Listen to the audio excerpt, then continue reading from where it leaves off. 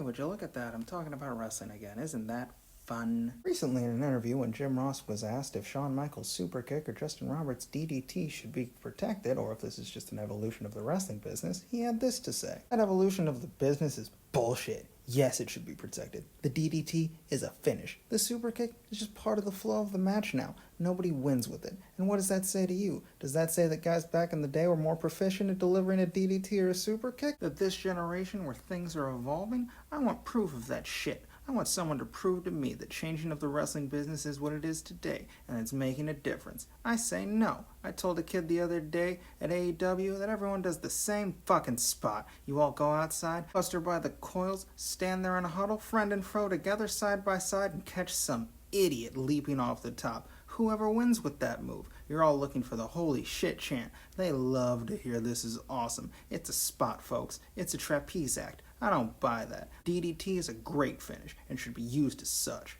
And I want to talk about that because it's dumb and stupid. And the complaint kind of misses the point of art? But before we get into me waxing artistically about the performance art that is professional wrestling, it's kind of a dumb thing to say as a professional. Firstly, as the lead announcer, your job is to establish rapport and a sense of trust with the audience. Jim Ross says the match is important, therefore I believe that the match is important. So, way to undercut everyone on the roster and the product as a whole, because Check's list, everyone does a dive, just told me, the audience, that everyone is an idiot. Because those are the heroes I want to cheer for. Dumb losers. Also, a way to shoot yourself as a foot as the wise veteran dispensing wisdom on the younger generation? Simply put, there's a world of difference between you one-on-one backstage giving constructive criticism to someone and out in public to trash the product and this generation? Who wants to listen to the boss who says you're stupid?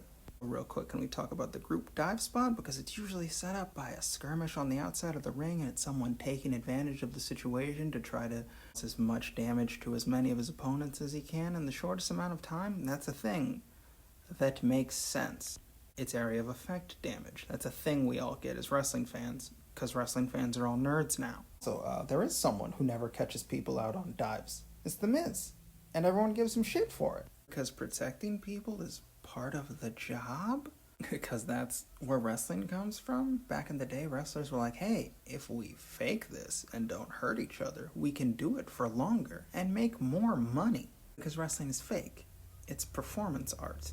And because art reflects culture, and culture changes over time, so too does wrestling. Unlike, say, boxing. See, a swift uppercut to the jaw will always be just as effective as it ever was, because the stated goal in boxing is to incapacitate your opponent and or score enough points to win. The goal for wrestling is about eliciting a reaction from the crowd.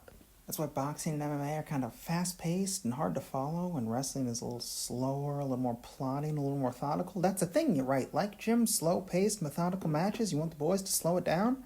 Moves are more grandiose and exaggerated so people in the cheap seats can see it, because it's a show, it's a performance, it's fucking pageantry. If you wanted people to actually hurt each other, I think you want death matches, that thing Nick Gage does, but that's not real wrestling either. Wrestling should be a simulated combat sport. Okay, cool, yeah, sure, I guess that's a tone, but you realize that even when you say that, you're acknowledging that it's fake, because the key word is simulated. Because the strength of pro wrestling as a business is you can control the outcome.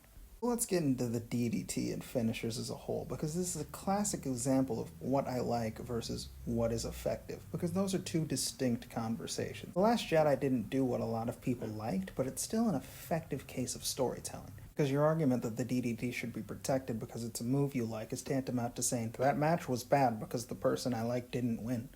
I also feel the need to bring up that I fucking love a DDT. It's an awesome move and it's very satisfying to see. But that fails to acknowledge why finishers are finishers in the first place. Because wrestling is a controlled environment and performance art. A finish is the natural conclusion to the story, and a finisher is the move that will elicit the most reaction from the crowd. And sorry, but the DDT just isn't a finish. Finishers are somewhat arbitrary, because moves are only as important as we condition the audience to think they are. Chokeslams and powerbombs are just people falling onto their back really hard. Remember John Cena's AA? Oh, you fell over. Chris Jericho's Judas effect is a spinning back elbow strike, which is a pretty fucking basic move.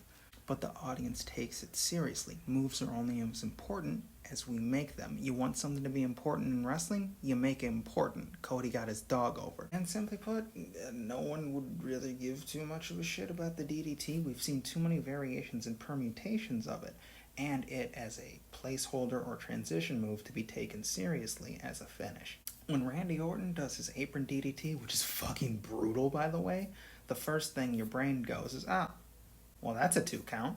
Not eliciting the biggest reaction. It's not the logical conclusion to the story. It's not effective as a finish. It's just a move you wish was respected more. So hey, guess who had to record this 3 fucking times because my phone kept fucking up.